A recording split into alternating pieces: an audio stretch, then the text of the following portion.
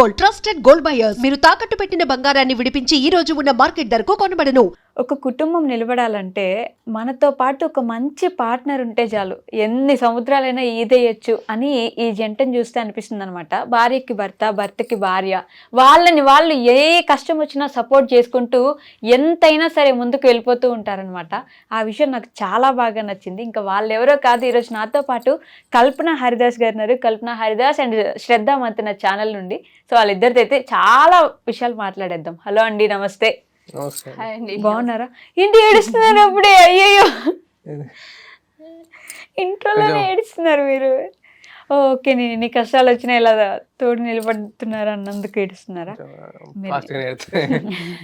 మా పాప కూడా అంతే, కొంచెం తొందరగా ఏడుస్తుంది అండి, ఏడుపు తొందరగా వస్తుంది. అలా కాదండి, ఎమోషనల్ గా కనెక్ట్ అయితే ఏదైనా నేను అదే అంటే ఎన్ని చూసుంటే అలా ఏడిపొచ్చి ఉంటది. అయ్యో. సో ఎలా ఉన్నారు? బాగున్నారా? ఓకే, నన్ను అడగలేదు మీరు. చాలా బాగున్నాను. మీరు ఏడవకండి, నాకు బాధగా అనిపిస్తుంది. ఓకే, సో కల్పన గారు, హరిదాస్ గారు ఎన్ని చూసొచ్చి ఉంటారు? ఇంత దూరం ఎన్ని సంవత్సరాలు అయిందండి యూట్యూబ్ పెట్టి మీరు? 2020లో స్టార్ట్ చేసాము. ఓకే, అయితే మేము స్టార్ట్ చేసింది, నేను ఒక టీచర్ కాబట్టి స్కూల్లో చేసుకుంటూ ఇంగ్లీష్, అంటే నేను English teacher, English grammar classes చెప్దామని చెప్పి స్టార్ట్ చేసినాం అనమాట. ఆ నుంచి జర్నీ ఇంతవరకు వచ్చింది. ఇక్కడ దాకా అది ఆపేసి ఇక్కడ వరకు వచ్చాం. అవునా? నిజం చెప్పాలంటే ఈ ఎంటర్టైన్మెంట్ ఛానళ్ళకి ఉండే అంత ఇంపార్టెన్స్ మన ఈ స్టడీస్ కి సంబంధించిన వాటికి ఉండదు అనిపిస్తుంది నాకు. అందుకే కొంచెం చేసిన వీడియోస్, అది బాగాలేదు అనిపించి మళ్ళీ ఇటు టర్న్ అయినా అంతే. ఓకే, ముందు టీచర్ మీరు యాక్చువల్లీ. టీచర్. ఓకే, సో మీరు చేసుకుంటే చేసిన. ఓకే, మీ ఇద్దరు గురించి పర్సనల్ గా మాట్లాడదాం ముందు. సో ఏ ఊరు మీది? ఎక్కడి నుంచి? మాది తిరుమలాపూర్ అండి, సిద్దిపేట డిస్టిక్, దౌలతాబాద్ మండల్. తిరుమలాపూర్ విలేజ్, చిన్న విలేజ్ అది. ఓకే, ఎంతవరకు చదువుకున్నారు? నేను చదువుకుంది ఎంఏ బిఎడ్ చేశారు. ఓకే, పేరెంట్స్ ఏం చదువుకోలేదు. మా బాబు అని పిలుస్తాం, మా ఫాదర్ ని. ఓకే, మా బాబు 2nd క్లాస్ చదువుకుంటా అంతే అప్పట్లో. దాంతో ఆయన ఏంటంటే ఆయుర్వేదం వైద్యం చేసేటోడు. ఊరూరికి తిరిగి పక్కన ఊళ్ళకి సైకిల్ మీద తిరిగి చేసేటోడు. అమ్మ హౌస్ వైఫ్, ఇంటి దగ్గరనే ఉంటది, వ్యవసాయం చేసుకునేది. ఎంతమంది మీరు అప్పుడు? మేము 3 అన్నదమ్ములము, ఒక అక్క. అక్కకు పెళ్లి అయిపోయింది. అందరికంటే పెద్దది అక్క, నేను అందరికంటే చిన్నవాడిని. అందరికంటే చిన్న మీరు. ఓకే, సో ఆ ఊరు మీద మీరు సొంత విలేజ్.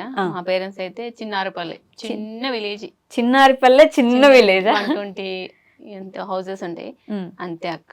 ఓకే, ఎంత చదువుకున్నారు మీరు? నేను డిగ్రీ చదువుకున్నా. డిగ్రీ చదువుకున్నా, బీఈడి కూడా కట్టినా, కానీ అప్పుడు మా పాప కన్సీవ్ అయి ఉన్నారు కాబట్టి ఆపేసిన అక్కడికి. ఓకే, అమ్మ నాన్న వాళ్ళు ఏం చేసేవాళ్ళు? ఫార్మర్స్ ఇద్దరు. అంత చిన్న ఊర్లో నుంచి కూడా డిగ్రీ చదివించారు మిమ్మల్ని? మాకు డిగ్రీ గజ్వేల్ అని కొంచెం దగ్గర ఉంటది. మా ఊర్లో 7th వరకు ఉంటది. 7th వరకు అక్క చదివి మళ్ళీ మా ఊరు నుంచి ఒక 2 కిలోమీటర్స్ బెజగావ్ అని ఉంటుంది విలేజ్. అక్కడనేమో 7th నుంచి 10th వరకు రోజు నడుచుకుంటూ వచ్చేవాళ్ళం. తర్వాత ఇంటర్, డిగ్రీ ఏమో గజ్వేల్ చేసిన. ఓకే, ఎలా ఉండేది మీ చైల్డ్హుడ్, మీ స్టడీస్ గానీ, మీ ఫ్యామిలీ గానీ? చైల్డ్హుడ్ అంటే అంత గుర్తుంచుకోవాల్సింది ఏమి ఉండదు అలా, కానీ కొంచెం అది కష్టంగానే ఉంటది అది. అంటే నేను చిన్నగా ఉన్నప్పుడు నేను చదువుకున్నది గవర్నమెంట్ స్కూలే, అందరం చదువుకున్నది కూడా గవర్నమెంట్ స్కూలే. మాకు అంత స్తోమత లేదు మా వాళ్ళకి ప్రైవేట్ లో చేర్పించడానికి. గవర్నమెంట్ లో చదివిన మా పెద్దన్న కూడా ఒక టీచరే, ఇంగ్లీష్ టీచరే. ఇప్పుడు ఆయన ద్వారానే నేను ఇంగ్లీషు టీచర్ని కాగలిగిన. ఆయనే బిఎడ్ చేయించిండు. దాని ద్వారా నేను టీచర్ని అయ్యి ప్రైవేట్ స్కూళ్ళలో అట్లా కాంట్రాక్ట్ టీచర్ లాగా చేస్తున్నా. నేను చేసిన చిన్నప్పటి నుంచి స్టడీస్ అంటే మా ఊర్లో 8th వరకు ఉన్నది. అప్పుడు 8th తర్వాత అంటే పక్క విలేజ్ పోయినాం అన్నమాట సైకిల్ మీద. దాని తర్వాత ఇంటర్మీడియట్ అక్కడ గజ్వేల్ చేసినాం. ఇంటర్మీడియట్ మ్యాథ్స్ ఎంపీసీ తీసుకున్నాను నేను. అయితే నాకు మ్యాథ్స్ రాదు. అయితే అప్పుడు చెప్పేవాళ్ళు లేక నాకు అంత ఐడియా లేకుండా మ్యాథ్స్ ఎంపీసీ తీసుకొని మ్యాథ్స్ అన్ని ఫెయిల్ అయిపోయినాయి. మ్యాథ్స్ అన్ని ఫెయిల్. దాని తర్వాత అది మానేసి మళ్ళా డిగ్రీ, ఇది ఓపెన్ యూనివర్సిటీ డిగ్రీ చేసిన doctor B Ambedkar law.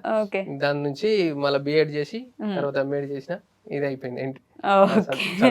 So as a teacher మీరు చెప్పండి, అప్పుడున్న ఎడ్యుకేషన్ కి ఇప్పుడు మీరు చూస్తున్న ఎడ్యుకేషన్ కి తేడా ఏంటి? ఎడ్యుకేషన్ కి తేడా అంటే ఇప్పుడు ఏమంటారు అంటే పిల్లలకి ఏంది మోరల్స్ విలువలు ఆ విలువలు తెలియదు ఒకటి, మళ్ళీ పేరెంట్స్ కూడా కొంచెం బాగా అదేంటి స్కూల్ ఏమంటారు ఫీడింగ్ ఏమంటారు గావరం చేస్తారు కదా ఇట్లా, ఓకే గారాబం ఎక్కువ గారాబం చేస్తారు ఓకే అట్లా గారాబం చేయడం బాగా ఎక్కువైపోయింది ఇప్పుడు. ఖచ్చితంగా దాని వల్ల ఇది ఎఫెక్ట్ అవుతుంది స్టడీస్ కి. ఎందుకంటే టీచర్లు చదువు చెప్పడం అంటే చదువు చెప్పేటప్పుడు కొంచెం బెదిరించడం లేకపోతే ఏదో చేయడం ఉంటది, అట్లాంటివి చేయకుండా ఆపేస్తారు అనమాట. పేరెంట్స్ వల్ల అది ఆగిపోతుంది. ఓకే ఒక టీచరు ఒక స్టూడెంట్ ను బెదిరించినట్టే తర్వాత నెక్స్ట్ డే ఫాదర్ వచ్చి మాది టీచర్ ని బెదిరిస్తాడు, అవును మీరు ఎందుకు మావాన్ని పెట్టి కొట్టిర్రు తిట్టిర్రు అన్నట్టు ఇట్లా బెదిరిస్తారు. దాని వల్ల ఏమైతుంది అంటే పిల్లలకి చదువు సరిగా ఎఫెక్టివ్ గా చెప్పలేకపోతాం మనం. కరెక్ట్. అప్పట్లో ఎలా ఉండేది, మొత్తం ఈడ్చి కొట్టినా మీరు కొట్టండి మేడం ఏం పర్లేదు, మా వాడికి చదువు వస్తే చదువుకున్నప్పుడు ఇట్లా పెన్ను పెట్టి ఇట్లా మండేది ఇట్లా లెక్కలు మాస్టర్ అట్లా. ఇప్పుడు అట్లా లేదు, ఇప్పుడు బాగా పేరెంట్స్ బాగా అయిపోయింది గారాబం చేయడం. దాని వల్ల కూడా నాకు తెలిసి అయితే అదే అనుకుంటా నేను. ఎందుకంటే కొట్టనీయకపోవడం తిట్టనీయకపోవడం వల్ల పిల్లలు మా డాడీ ఏమన్నాడు మమ్మల్ని, మా ఫాదర్ మా మమ్మీ ఏమన్నది అని చెప్పి ధైర్యంతో కొంచెం చదువు కూడా వెనక పడిపోతున్నారు అనిపిస్తుంది. అది కూడా నిజమే. ఇప్పుడు మరి మీ పిల్లల్ని మీరు ఎలా చూస్తారు? మా పిల్లలు మేము బెదిరిస్తుంది. మా ఆమె అయితే ఖచ్చితంగా చదువుకోకపోతే అంటే నేను కొంచెము అరే చదువుకోరని నేను మెల్లగా చెప్తా, కానీ మా అట్లా కాదు, తను బాగా బెదిరిస్తుంది. చదువు ఇంపార్టెంట్. ఎందుకంటే ఈమె చిన్నప్పటి నుంచి కూడా అంటే వ్యవసాయం పని చేసి చదువుకు కొంచెం దూరం ఉన్నది. చదివింది కానీ స్కూల్ కి ఎక్కువ పోకపోవడము, ఇంటి దగ్గర ఉండి పని చేసుకోవడం. వ్యవసాయం చేసేవారా మీరు? నేను 10th క్లాస్ వరకు అసలు స్కూల్ సరిగ్గా వెళ్ళేదాన్ని కాదు.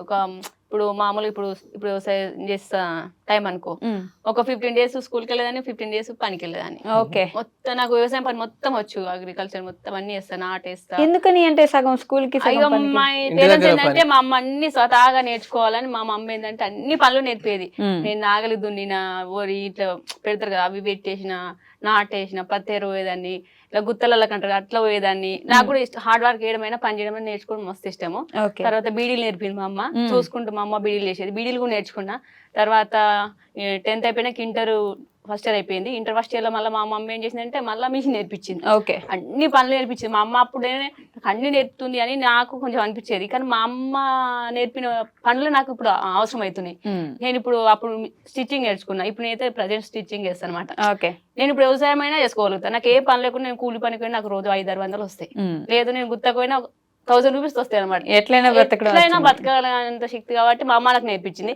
నేను అదే విధంగా మా పాపకు అన్ని నేర్పుతాను. నేను తిడతా, పని చేయమంట, ఒక్కోసారి ఇల్లు నూకమంట, కొన్ని బోల్ తోమేయంట, అలవాటు అయిపోతుంది. లేదంటే ఇక చెయ్యరు మరి పెద్ద అయినా, కానీ బెదిరిస్తా అప్పుడప్పుడు చిన్నగా. మా డిగ్రీ చదువుకున్నారు కదా మీరు, మరి జాబ్ ఎందుకు చేయలేదు? నాకు ఎందుకు అనిపిస్తుంది అంటే, నేను అంటే ఇప్పుడు బయట పోతే మా మాక్సిమం స్కూల్లో పోతే 8,000 10,000 కంటే ఎక్కువ.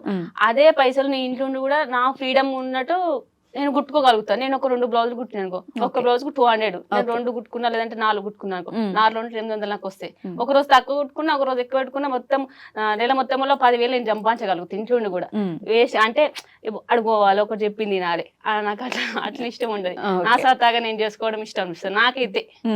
సో మీ ఇద్దరు పరిచయం ఎలా మొదలైంది అసలు? లవ్ మ్యారేజ్ అంటే ఇంత సపోర్ట్ చేసుకుంటూ ఉంటారు కదా ఎక్కువగా, అలా అనిపిస్తుంటది. అవునవును అంటారు, చాలా మంది అంటారు అట్లా కూడా.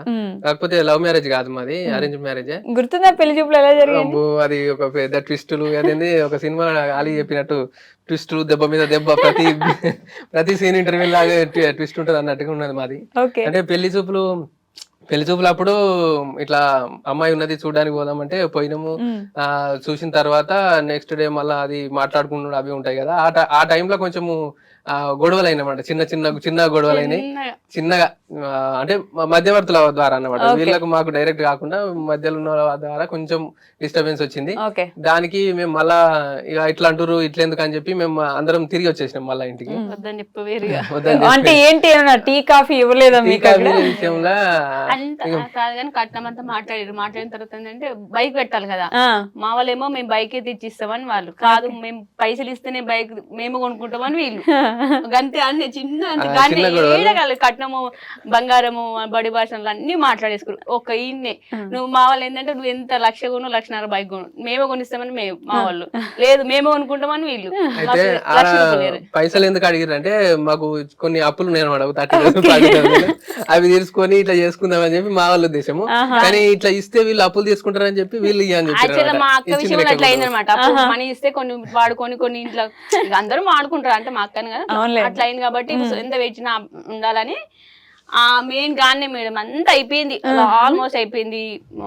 అన్ని అయిపోయినాక ఓన్లీ బైక్ కానీ ఇట్లా వచ్చింది. ఇక అన్నీ కొంచెం కొంచెం వచ్చి ఆయన వాళ్ళు అటు మేము ఇంటికి వెళ్ళిపోయినాక వీళ్ళు ఇంటికి వచ్చి ఇంటి దగ్గర ఉన్నారు. మేము తర్వాత నైట్ మళ్ళీ డిస్కస్ చేసుకొని నేను మా బాబును ఇట్లా చెప్పినుండే అంటే ఇట్లా బాగుంది కదా అమ్మాయి మంచిగా చదువుకున్నది బాగున్నది మరి చేసుకుంటే అయిపోతుంది కదా మళ్ళీ ఒకసారి పోయి అడుగుదామా అని నేను అడిగిన మా బాబుని అడిగేసరికి మీకు నచ్చారు అప్పటికి? అవునవును. అంటే నిజం చెప్పాలంటే దీని వెనకాల కూడా బాగా స్టోరీ ఉంటది. ఓకే. నచ్చడానికి ముందు కూడా ఎట్లా అంటే ఇప్పుడు నాకు అప్పుడు అంటే ఫస్ట్ వీడియోలో ఇంత ముందు వీడియోలో కూడా ఉంటది పళ్ళు నాకు సరిగా లేవు అప్పుడు. పళ్ళు ఎత్తు పళ్ళు ఉండేది సందు పళ్ళు ఉండేటి. నేను చిన్నప్పటి నుంచి ఏమనుకునేటని పళ్ళు ఇట్లున్నాయి నాకు పెళ్లి అవుతుందా కాదా ఇది ఎవరైనా నచ్చరా అనే ఫీలింగ్ ఉండేది నాకు జనరల్ గా. అంటే అట్లా ఫీలింగ్ ఉన్నప్పుడు నేను అరే అప్పుడు అట్లే ఉన్నా అట్లున్నప్పుడు నేను పెళ్లి చూపులో పోయినా అమ్మాయి ఉన్నది చూద్దామంటే వీళ్ళు నచ్చిర్రు నేను కూడా ఓకే బాగానే ఉన్నదని చెప్పి మేము కూడా ఓకే అనుకున్నాం. మీరేమనుకున్నారు అప్పుడు? ఒక్క నిమిషం, అప్పుడు ఆవిడ ఫీలింగ్ ఏంటో కూడా తెలుసుకున్నా. నాకేం లేదు మంచిగా డీసెంట్ ఫ్యామిలీ ఇట్లా అని చెప్పారు మంచిగా అనిపించింది. మళ్ళీ ఇట్లా అప్పుడు బీఈడీ ఇట్లా ఏంటంటే కలిసి టీచర్ జాబ్ చేసుకుంటారు సర్లే నేను పని చేసుకున్నా బతకగలుగుతామన్నా అట్లా అనిపించింది. ఒకటి నేను ఏమనుకున్నా అంటే నాకు ఇట్లా ఫార్మర్ వాళ్ళు పెళ్లి చూపులోకి వచ్చిర్రు నాకు 2-3 బావకేమో నేను ఫస్ట్ టైం చూసి పెళ్లి చేసేసుకున్నాను. నాకు అట్లా ఏం కాదు నాకు 3rd or 4th బావ మాక్సిమం ఇట్లా వ్యవసాయం పని చేసే వాళ్ళు ఒక 5 ఎకరాలు 6 ఎకరాలు ఇట్లా ఉన్న వాళ్ళు వచ్చిర్రు పెళ్లి చూపులకు మంచి కుటుంబం వాళ్ళు. ఇక నేనేమనుకున్నా అంటే నాకు వ్యవసాయం చేసేసి వచ్చింది నేను వ్యవసాయం చేయొద్దు అన్న ఉద్దేశంలో కొంచెం ఇవ్వలేనా సరే చదువుకున్న కొంచెం అట్లా చేసే వాళ్ళని అనుకున్నా. సరే మంచోడు అన్నారు అని చెప్పి మీరు ఓకే అనుకున్నారు. మీరు ఇప్పుడు చెప్పండి. అయితే అదే ఈమె ఏమనుకున్నది అనేది నాకు కూడా తెలుసుకోవాలని ఉండే. నేను అడిగితే చెప్పలేదు. ఇప్పుడు మీరు అడిగితే నాకు తెలిసింది నిజానికి. అంటే ఇప్పుడు ఎంతవరకు చెప్పినా నేను ఇప్పుడు నేను ఎట్లా అనుకున్నారు పళ్ళ గురించి అనుకున్నా కదా. అనుకున్న తర్వాత నచ్చిందని చెప్పి నేను మళ్ళా గొడవ అయిపోయి వెళ్ళిపోయినాం చెప్పిన కదా. వెళ్ళిపోయినాక కూడా మళ్ళీ ఆలోచించింది అదే నేను మళ్ళా నచ్చింది వాళ్ళకు నచ్చింది నాకు నచ్చింది కదా. మళ్ళీ ఇంకొక దగ్గరికి పోతే మళ్ళీ నచ్చడం లేదు ఎందుకు ఇదంతా గొడవ మళ్ళా తిరుగుడు అని చెప్పి కొంచెం ఆలోచించి మా బాబుకి చెప్పిన అనమాట. బాగుంటది కదా మళ్ళీ ఒకసారి అడుగుదాం ఏమన్నా గానీ అడిగితే ఒప్పుకుంటే మంచిగానే కదా అని చెప్పి చెప్తే నైట్ చెప్తే మళ్ళీ మార్నింగ్ కలిసి మాట్లాడుకుంటే మళ్ళీ రమ్మన్నారు. మళ్ళీ పోయినాం. మళ్ళా పోయిన తర్వాత ఆ రోజేనా ఎంగేజ్మెంట్ అప్పుడు మనకు గొడవ అయింది ఇంకొకసారి. మళ్ళీ ఎంగేజ్మెంట్ రోజు మళ్ళా గొడవ అయింది. ఇది ఫుడ్ కాడ అంటే పెళ్లి చేసేటప్పుడు ఇంత మంది బంధువులు వస్తారు మనం ఇంత చికెన్ పెట్టాలి ఇంత మటన్ పెట్టాలని మాట్లాడుకున్నాం కదా. ఆ టైంలో అది గొడవ అయింది. ఇంతొద్దు అని మేము ఇంత కావాలని వాళ్ళు కంబైన్ పెళ్ళి అంటే రిసెప్షన్ లేకుండా ఒకటే దగ్గర ఫంక్షన్ చేద్దాం అనుకున్నప్పుడు అలా ఈక్వల్ కొంచెం ఉంటది కదా ఆ విషయంలో కొంచెం మళ్ళా గొడవ అయింది. మళ్ళా గొడవ అది ఇంకా బాగా గుర్తుండిపోయింది నాకైతే. ఎందుకంటే ఎంగేజ్మెంట్ దాకా వచ్చినాక కూడా గొడవ అయింది. ఇంత బాగా పెద్ద గొడవ అయింది చిన్నది ఏం కాదు పెద్దగానే అయింది గొడవ. ఇక మాకు కొంచెం ఇక అందరికి బీపీలు పెరిగిపోయినాయి కొంచెం టెన్షన్ లో ఉన్నాం. అప్పటికి ఎంగేజ్మెంట్ అంటే ఆ రోజు అయింది. ఇక మళ్ళా సైలెంట్ గా పక్కకు వచ్చిన తర్వాత ఇక వాళ్ళు వీళ్ళు ఎంగేజ్మెంట్ అయిపోయాక లాస్ట్ ఫోటోస్ దిగేటప్పుడు ఇంకా ఎంగేజ్మెంట్ కంప్లీట్ అయిపోయిన తర్వాతనే ఈ డిస్కషన్ పెట్టుకున్నాం అనమాట. ఈ డిస్కషన్ టైంలో లొల్లి అయింది గొడవ అయింది. ఇక గొడవ అయిపోయిన తర్వాత ఇక మళ్ళా కలిసినాం అనుకోండి. ఇక వాళ్ళు వీళ్ళు చెప్పడం వల్ల ఇక గొడవ చేసిన వాళ్ళు వీళ్ళ అన్న ఉన్నాడు వీళ్ళ ఫాదర్ ఉన్నారు వాళ్ళందరినీ లోపల తీసుకుపోయారు. ఏ వద్దురా అని చెప్పి గొడవ అని చెప్పి లోపల తీసుకుపోయి ఇక జర సర్ది చెప్పారు. అక్కడ క్లియర్ అయిపోయింది. అది కొన్ని ట్విస్టులు అట్లా జరిగినాయి. నాకు ఎప్పటికి గుర్తుంటది పెళ్లి అయితే మా పెళ్లి. అదే కదా అన్ని ట్విస్టుల మీద అసలు జరుగుద్దా అని భయం కూడా వస్తుంది. ఇంకా నాకు అదొకటి ఉండే పళ్ళ విషయంలో కొంచెం నేను ఇప్పుడు చెప్తున్నా ఇది వరకు ఎప్పుడు చెప్పలేము ఆ వీడియోలో కూడా. పళ్ళ విషయంలో కొంచెం నాకు ఇబ్బంది ఉండేది. ఇబ్బంది మళ్ళీ ఇంకోటి చెప్పాలంటే దాని వల్ల ఏంటంటే బాగా నేను ఇంట్రోవర్ట్ లెక్కనే ఉన్నా మొత్తం చిన్నప్పటి నుంచి మాట్లాడకపోయేటండి. నన్ను కూడా చాలా మంది పెళ్లి కూడా ఉన్నారు అసలు మీ హస్బెండ్ ఇద్దరు మాట్లాడతాడా చుట్టుపక్కల వాళ్ళు ఉంటారు పక్క వాళ్ళతో కూడా మాట్లాడటోడే కదట ఎవరితో కూడా షాప్ ఉండగానే షాప్ లో కూడా వస్తారా పైసలు ఇస్తే ఏం కావాలి నన్ను అయితే చాలా మంది అడిగారు అసలు మీ హస్బెండ్ ఇద్దరు మంచిగా ఉంటాడా మాట్లాడతారా అని అనేటోళ్ళు. నాకేమో మామూలుగా పెళ్లి కాక ముందుకు 2 months గ్యాప్ ఉంది మా పెళ్లికి. ఎంగేజ్మెంట్ నుంచి ఎంగేజ్మెంట్ ఏమో జనవరి 23rd, మా పెళ్ళేమో ఫిబ్రవరి 28. ఓకే, గుర్తుపెట్టుకున్నారు. 28 28. మాకు ఇట్లా పప్పు అన్నం తిన్నదేమో ఇంకా జనవరి 4th. పప్పు అన్నం తినడం ఏంటి అంటే ఖాయం అనుకుంటారు కదా, మా పిల్ల మా పిల్ల అనిపించుకుని మా పిల్ల అనిపించుకుని జనవరి 4th రోజు అనమాట. 4th నుంచి ఫిబ్రవరి 28 వరకు, అంటే మినిమం 2 months ఉంది. అప్పుడు ఫోన్ లో మాట్లాడు, మంచిగా మాట్లాడు. నాకేం అర్థమైందంటే అందరి వల్ల అంటే ఆయన ఒక్కడే ఇంటర్ వ్యక్తి లెక్క ఉన్నాడు. మా పెళ్ళైనంత వరకు ఈయన 0. నిజంగా చెప్పాలంటే ఆయన 0 లెక్కనే ఉండే, కానీ ఇప్పుడు 0 ఎంత 100కి వచ్చేసింది అనిపిస్తుంది నాకు. అంత కాన్ఫిడెన్స్ ఉంటది అంత. ఇప్పుడు మా యూట్యూబ్ అయితే మస్తు పేరు తెచ్చింది. అందరు ఈయన మెచ్చుకుంటారు. అరే అసలు నువ్వు అప్పుడు గిట్ల ఎందుకు లేవురా, పెద్ద వాళ్ళు ఉంటారు కదా అంటే అప్పుడు ఇట్లా ఎందుకు ఎవరు మస్తు ఉన్నది అసలు అట్లా ఎందుకు లేదు నన్ను కూడా అడుగుతారు. కల్పన మీ అర్ధాస్ అయితే మస్తు మారిపోయాడు నీ పెళ్ళైనాక, అసలు నువ్వు మార్చేసినావా యూట్యూబ్ మార్చేసినా అని అడుగుతారు. అంత ఫ్రీడమ్ అంటే ఆయనకు. అప్పుడు ఏంటంటే మాట్లాడకపోవడం, మరి బయట వ్యక్తులు మాట్లాడలేదు అట్లుండని ఈయన మాట్లాడదు నాకు తెలియదు, కానీ అప్పుడు 0 అనమాట. బయటకు పోయి ఒక పని చేయాలంటే కూడా మా చిన్న బావ ఉండు నడుపు బావ, అన్ని పనులు ఆయన వేసుకొచ్చినట్ట. ఈ బావ ఏడుకోపోయినాడు మా ఆయన, నేను బావని పిలుస్తా. ఇక దాని వల్ల ఏంటంటే 0 అంతమంది అర్ధాస్ అంటే 0 అని అనుకురు ఊరు వాళ్ళు మొత్తం. మా ఊరు వాళ్ళు కూడా నేను చెప్తున్నా కదా, మా ఇంట్లో వాళ్ళు మా పెళ్ళైనాక కూడా ఈయన 0 అని అనుకోరు. మా అమ్మ వాళ్ళు కూడా అనమాట. ఈ పెళ్ళైనాక మేము ఒక్కొక్క స్థాయి ఎదిగినా కొద్ది కొంచెం ఇన్కమింగ్ అది దాని వల్ల ఏంటంటే తనంతలో తాను బతకగలుగుతాడు అని అప్పుడు ఇచ్చిపెట్టేసారు. మా అంతకుముందు ఎందుకంటే పెళ్ళప్పుడు గొడవలు రావడానికి కారణం ఏంటంటే ఈయనకి ఏం తెలియదు రేపు ఫ్యూచర్ లో ఎట్లుంటాడని కొంచెం అట్లా అనుకోరు. అందుకే గొడవలు అయినాయి. కాబట్టి తర్వాత ఈయన పైసలు కమాంచగలుగుతాడు అంటే చెప్తున్నా. పైనకి చెడు అలవాట్లేవు, ఏది లేదు, మంచి చూసుకుంటూ భార్యని కొంచెం ఒక 5 నెలల సరే కలుపు తెలిసిపోతాను నన్ను ఎట్లా చూసుకునే విధానం. అప్పుడు ఇక ఇచ్చి పెట్టేసి ఫ్రీడమ్ అట్లా అనమాట. నేను గొడవలు. ఇప్పుడు మీరు చెప్పండి, పోనీ ఎవరు మార్చారు మిమ్మల్ని, మీ ఆవిడ లేకపోతే యూట్యూబ్? మా ఆవిడనే మార్చింది. అంటే మారిపోయినా వచ్చి మార్చింది అనుకోండి, ఇక మొత్తం కంప్లీట్ గా మార్చింది. అంటే అప్పుడు ఎట్లా అంటే వీళ్ళు 3 అన్నవాళ్ళు కాబట్టి మా పెద్ద బాబు మ్యారేజ్ అయిపోయింది, మా నడి బాబు మ్యారేజ్ అయిపోయింది. ఇక మా అత్తమ్మ వాళ్ళు మాకు పెళ్లికి ముందే డివైడ్ అయిపోయారు. వీళ్ళు ఎప్పుడు అప్పటికి 2012 లో వీళ్ళు డివైడ్ అయిపోయారు అన్నదమ్ములు మొత్తం. మా పెళ్లి 2015 అయింది. డివైడ్ అయిపోయినాక మా అత్తమ్మ వాళ్ళతోనే ఉండేవాడట. ఇక అంతా ఏంటంటే మాట్లాడపోవడము పని అని అట్లుండి ఎవరితో మాట్లాడాలి. ఇక మా పెళ్ళైనాకైతే అసలు వస్తువు ఫ్రీ ఉంటాడు నాతోనైతే. అసలు మేము నిజానికి చెప్పాలంటే మేము గొడవ పడతామా 10 సేపు కూడా మళ్ళీ మాట్లాడుకుంటూ ఉండవు. అస్సలు అంటే అస్సలు ఉండం తెలుసా. ఇప్పుడు మళ్ళీ ఇంకోటి చెప్పాలంటే ఎటు పోయినా మేము మంచి ఇద్దరం పోతాం. అస్సలు నన్ను ఇచ్చిపెట్టి అస్సలు ఉండడు ఆయన. అస్సలు అంటే అస్సలే. ఇప్పుడు నేను ప్రెగ్నెన్సీ ఉన్నప్పుడు డెలివరీ అయినప్పుడు అంటే 1 week గంత స్కూల్ సండే వచ్చి మళ్ళీ 1 week తర్వాత మళ్ళీ వచ్చినాడు. గంత మించి మేము ఎప్పుడు ఇచ్చిపెట్టి ఉండడు. అమ్మ వాళ్ళ ఇంటికి ఇప్పుడు కూడా నన్ను ఉంటది అసలు ఏడి పంపించాడు. బస్సు ఎక్కియాడు. వీలైతే మా ఇంటికి పోవాలంటే మా అన్నను వచ్చి ఎక్కించుకోమంటాడు, నీకు అవసరం ఉంటుంది. లేదంటే నేను దించొస్తానని మంచి చూసుకుంటాను చాలా. అది అప్పటికి పోతారు మాట్లాడలేదు నాకు తెలియదు, కానీ నన్ను మంచి చూసుకుంటారు చాలా అనిపిస్తుంది నాకు. ఇంకోటి ఏంటంటే మళ్ళీ ఇప్పుడు చాలా మందికి డబ్బు ఉండాలి అంటారు కదా. మా అత్తమ్మ సైడ్ అయితే కొంచెం అది, కానీ డబ్బున్న వాళ్ళు కూడా మంచి చూసుకోరు. ఇది మాత్రం గ్యారెంటీ ఇస్తా. కొంతమంది మంచి ఉంటుండొచ్చు కానీ మనీ ఉండగానే అయిపోదు. ప్రేమ మంచాలి, మంచి చూసుకోవాలి, ఫుడ్ అన్ని ఎక్కడికైనా ఫెసిలిటీ అంత మంచి చూసుకోవాలి. నాకు చాలా అనిపిస్తుంది. నాకు ఎంత ధనం అవసరం లేదు అనిపిస్తుంది నాకైతే. నిజంగా చెప్పాలంటే భార్య భర్తలు అంటే ఇట్లా అనిపిస్తుంది నాకు. ఓకే, కానీ డబ్బులు లేకపోతే మామూలుగా ఆడపిల్లల్ని అసలు ఇవ్వరు కదా, పెళ్లి చేయాలంటే 100 చూస్తారు. అవునవును చూస్తారు. కాకపోతే నాకు తెలిసినంత వరకు వీళ్ళు చూసింది ఏంటంటే ఫ్యామిలీ మంచి వాళ్ళ కాదా, ఈ పర్సన్ ఎట్లాంటి వాడు, ఏమైనా అలవాట్లు ఉన్నాయా లేదా అని ఎంక్వైరీ చేసిన తర్వాతనే వీళ్ళు యాక్చువల్లీ మా ఊరు నుంచి వీళ్ళూరికి ఒక 30 members ఆడపిల్లలు వచ్చారు. ఓకే, ఒక్కొక్క అంటే ఇప్పుడు కాస్ట్ వైజ్ గా ఒక్కొక్క 10 మంది మా ఊరు పిల్లలు మా ఊరికి ఇచ్చారు అనమాట. తిరుమలాపూర్ మా ఊరు, వీళ్ళది ఆరేపల్లి నుంచి తిరుమలాపూర్ కు చాలా మంది మా ఊరు. ఇప్పుడు నా లెక్కల ఒక 30 members ఉంటారు. ఓకే, ఆ ఊళ్ళో మంచి ఫిక్స్ అయ్యారు. మళ్ళా వాళ్ళందరికీ తెలుసు కదా, ఇప్పుడు ఏమన్నా అడగాలన్నా వాళ్ళని అడిగితే చెప్తారు నా గురించి. అట్లా ఎంక్వైరీ చేసి ఇక మళ్ళీ ఇంకొకటి ఇప్పుడు ఈమె చెప్పింది కొన్ని విషయాలు నాకు ఇప్పుడే తెలుస్తుంది. నాకు కూడా ఇప్పుడు ఏంది వీళ్ళ ఫ్యామిలీ, ఇప్పుడు మీ అమ్మ నాన్న అనుకున్నది నా గురించి కొన్ని విషయాలు నాకు తెలియదు. అంటే అప్పుడు అట్లా ఉన్నా లేదా బాబు, అట్లే ఉన్నా కానీ మీరు ఇట్లా అనుకున్నారని నాకు తెలియదు. మరి నాకు తెలియదు, ఇప్పుడు తెలుస్తుంది. డబ్బులు లేకుండా సరే ఏంటంటే వ్యసనాలు, ఏది సిగరెట్ గానీ అదర్ ఇంకా ఎవ్వి ఉండదు. ఓకే, నాకైతే మళ్ళీ ఫ్రెండ్స్ సోపది ఏది ఉండదు. ఇప్పుడు వచ్చినా పోతే ఒక గంటన్నర పోతే గంట, అంతకుమించి అసలు పోనాడు. మళ్ళీ వచ్చేస్తాడు.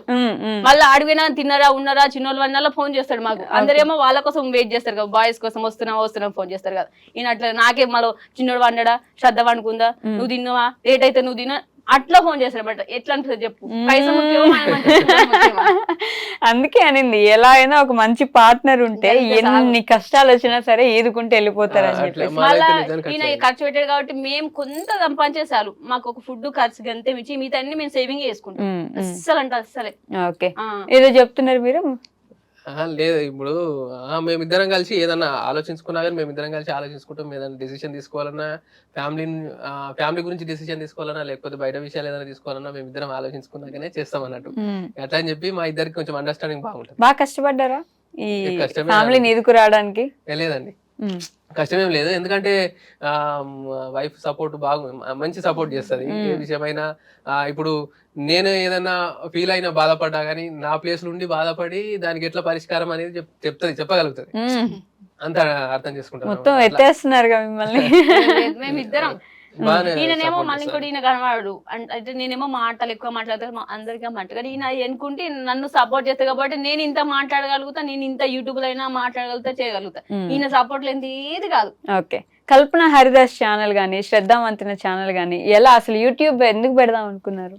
యూట్యూబ్ స్టార్ట్ చేసింది అయితే నేను ఇంగ్లీష్ వీడియోస్ చేద్దామని జస్ట్ అసలు యూట్యూబ్ ఆలోచన ఎందుకు వచ్చిందా? దాని గురించి యూట్యూబ్ ఆలోచన వచ్చింది దాని గురించి. నేను టీచింగ్ చేస్తున్నా కాబట్టి అదే టీచింగ్ లా క్లాసులు చెప్పి గ్రామర్ వీడియోలు అట్లా చేద్దామని చెప్పి అనుకున్నాము. అది ఎప్పుడు అనుకున్నా అంటే మేము అది చిన్న కిరాణ్ షాప్ ఉన్నది కింద వెనక చిన్న రూమ్ ఉన్నది, అందులో ఉండేటోళ్ళము.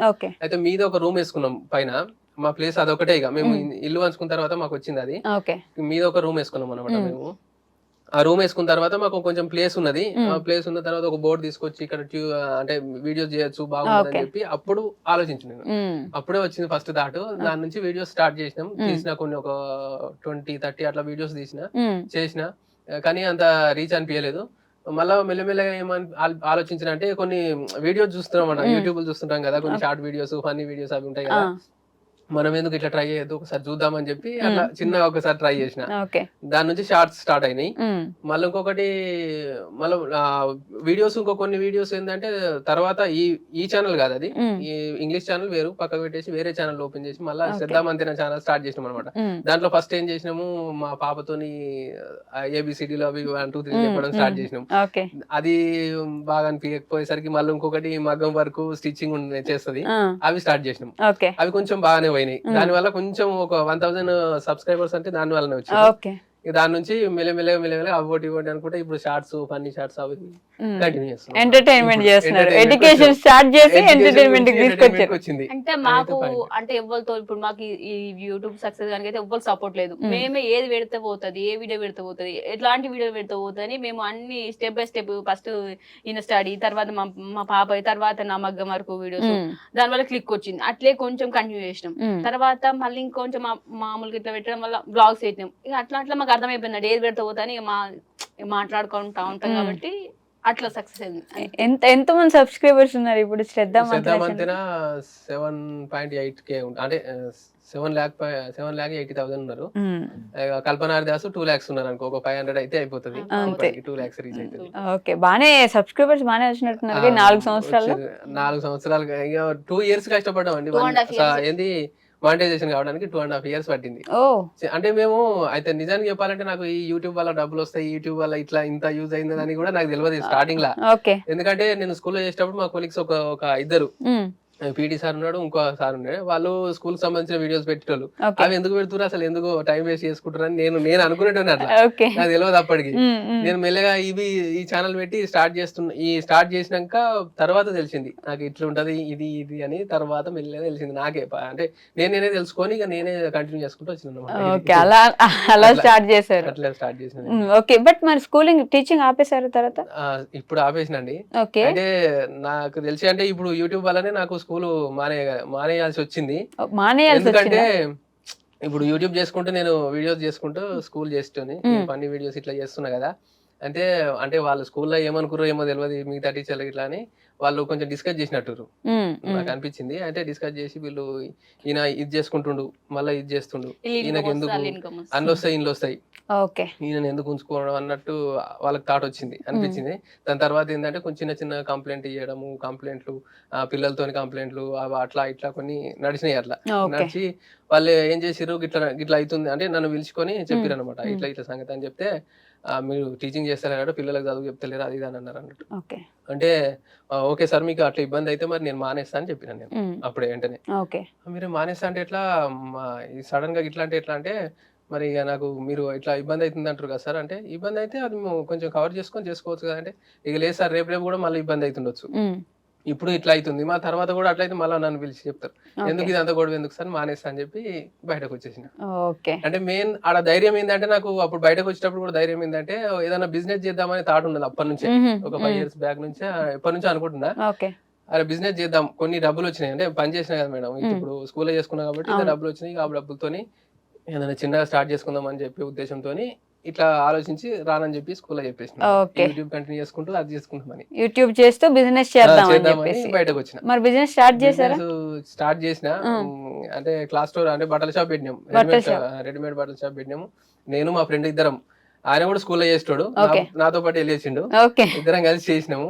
కానీ అది సక్సెస్ కాలేదు, మరి ఓ 2 years నడిపించిన తర్వాత ఇద్దరికి అంటే ఇప్పుడు ఇద్దరం పార్ట్నర్స్ కదా మేడం, మళ్ళీ ఒకటి రెంట్ వెళ్ళాలి, మళ్ళీ మన ఇద్దరికి మిగిలాలంటే మాకు సరిపోలేదు. నష్టం అంటే ఎట్లా ఇప్పుడు ఎంత 1.5 lakh వచ్చింది నష్టము. అంటే లాస్ట్ తీసేసినాక బట్ క్లాస్ స్టోర్ పెట్టినాం, నడిపిస్తున్నాడు, ఒక కిరాయి వెళ్ళింది, రెండు మందం వచ్చినాయి, ఒక 2 years అట్లా టైం వేస్ట్ అయింది, రెంట్ మాత్రమే కట్టినాం అంతే, వచ్చింది ఏం అది ఓన్ షాప్ అయితే ఇంచుమించు 30 దాకా వస్తుంది, ఓన్ అయితే ఖచ్చితంగా వస్తుంది, అలా లాస్ ఏమి ఉండదు. రెంటే 15,000 పోయినాక మన పెట్రోల్ అవన్నీ పోయేసరికి లాస్, లేదంటే ఓన్ ఉంటే పార్ట్నర్షిప్ కాబట్టి వెళ్ళలేదు. ఇక సరే అని చెప్పి ఇద్దరం పార్ట్నర్షిప్ అంటే బట్టలు చెరీని తీసుకున్నాం అనమాట, చెరీని తీసుకుని మళ్ళీ అవి కూడా అమ్మేసుకున్నాం, ఇక అంత ఖాళీ చేసేసినాం. ఇక నాతో వచ్చిన ఆయన కొలిగ్ కూడా ఆయన వేరే స్కూల్ చేసుకున్నాను, నేను స్కూల్ పోతలేను అంతే. ఎందుకంటే నేను స్కూల్ ఎందుకు పోతలేనంటే మళ్ళీ స్కూల్ పోతే మళ్ళీ ఇదే యూట్యూబ్ చేస్తున్నా, మళ్ళీ స్కూల్కి వచ్చిండు, మళ్ళీ వాళ్ళకి కూడా అట్లా థాట్ వస్తుంది, ఇదంతా గొడవ ఎందుకు అని చెప్పి ఇక స్కూల్ ఆపేసిన. ఇప్పుడైతే ఇప్పుడు యూట్యూబ్ లోనే ఉన్నది. నవంబర్ లో తీసేసినాం షాపు, ఇప్పుడు ఇప్పటికి 7-8 months అవుతుంది. ఇంకా నెక్స్ట్ ఆలోచన ఏంటంటే ఏదైనా మళ్ళీ చిన్నగా బిజినెస్ గురించి ఆలోచిస్తున్నా. అంటే లాస్ రాకుండా పెద్ద ఎత్తున పెట్టుబడి పెట్టకుండా చిన్న ఏదైనా చేద్దామని ఆలోచిస్తున్నా అంతే ఇప్పుడైతే. ప్రస్తుతానికి ఇప్పుడైతే యూట్యూబ్.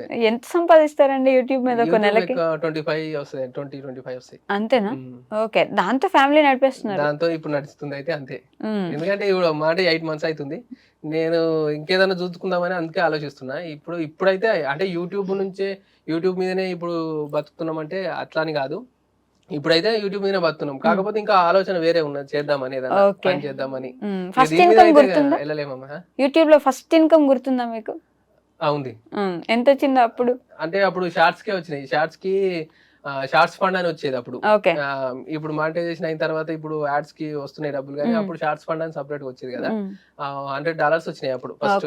అంటే షార్ట్స్ 1 month లోపు 3 crores వ్యూస్ దాటితే $100 వచ్చి అప్పుడు ఫస్ట్. అదే 1 month లో $100 ఒక్కసారి వచ్చింది, 75-100-78, అప్పుడు $78 అంతే, $100 వచ్చినాయి. $100 అప్పుడు వచ్చింది ఫస్ట్ ఇన్కమ్ మీరు చూసింది. అదే మాకు అదే మానిటైజేషన్ అయిన తర్వాత అంటే 2.5 years తర్వాత మానిటైజేషన్ అయింది, అది పిన్ వస్తుంది కదా, ఆ పిన్ వచ్చింది, అప్పుడు చాలా హ్యాపీ అనిపించింది. గుర్తుంది మూమెంట్?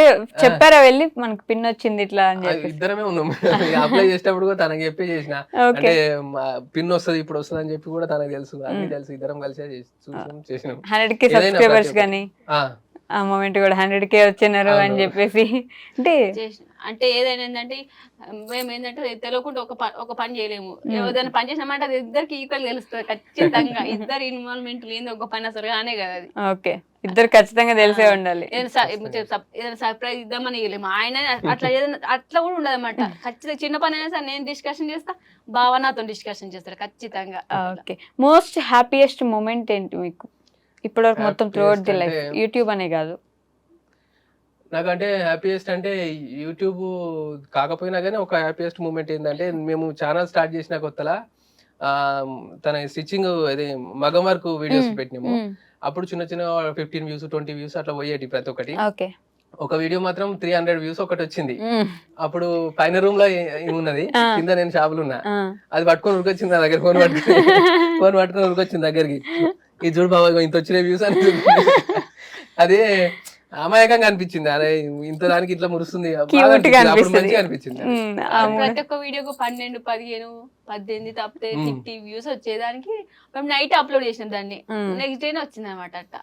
ఓకే 300 వ్యూస్ కి అంత హ్యాపీ అది బాగా అనిపించింది. ఓకే మీకు నాకు అంటే అన్ని మంచిగా అనిపిస్తారు మాక్సిమం. నాకు ఎక్కువ గుర్తుందైతే నాకు మా పాప కన్సీవ్ అయింది. మళ్ళీ తర్వాత మా చిన్నోడు డెలివరీ అయినప్పుడు నా పక్కన ఒక అబ్బాయి ఉండు. ఓకే అప్పుడు ఇట్లా మీకు గణాన పుట్టినాను ఈ 2 వర్డ్స్ బాగా గుర్తుకుంటాయి. మా అంటే పాప డాక్టర్ అట్లా డాక్టర్ సి సెక్షన్ అయినప్పుడు పక్కకుంటారు కదా, ఆ అబ్బాయి చెప్పినమాట గణాన పుట్టిండు అని చెప్పిన.